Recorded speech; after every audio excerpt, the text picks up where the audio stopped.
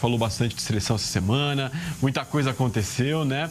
Mas vamos falar de seleção de base, porque a técnica Hilane Silva analisou o trabalho de desenvolvimento de atletas e relembrou as campanhas do Sul-Americano e Mundial da categoria. Vamos ver. Formar atletas é um ciclo sem fim, principalmente da categoria Sub-17, que elas estão ainda em pleno desenvolvimento, e a categoria de Sub-17 é o meio de muita coisa. Formar tecnicamente, acho que isso é muito sobre o dia a dia do clube, e quando elas vêm pra gente, a parte técnica talvez seja o que a gente menos vai se preocupar em aprimorar. A gente vai olhar muito mais para a parte tática, que é sobre o nosso modelo de jogo, e o emocional. E aí, quando nós assumimos a seleção Sub-17 em março do ano passado, acho que esses foram dois pontos, a parte tática e a parte emocional, que a gente teve que dar uma ênfase muito maior, porque a clareza do modelo de jogo vai fazer com que a performance aconteça. E a clareza do modelo de jogo é sobre a parte tática do jogo.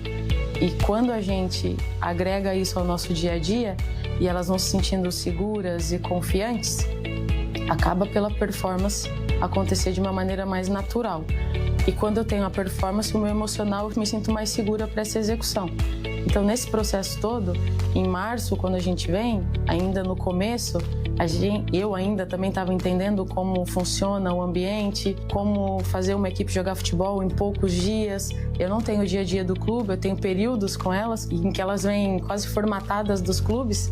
Então a gente tem que desformatar para depois agregar o que a gente quer. E não é um processo tão simples assim. E que é só com o tempo que a gente também vai aprendendo esse processo. Então a gente está no mesmo processo de formação do que elas. E o sul-americano, ainda entendendo esse processo, tudo isso não estava potencializado, ainda estava sendo desenvolvido. Talvez se a gente tivesse um pouco mais de tempo, talvez a gente tivesse feito um sul-americano melhor, e aí agrego a responsabilidade do tempo do processo.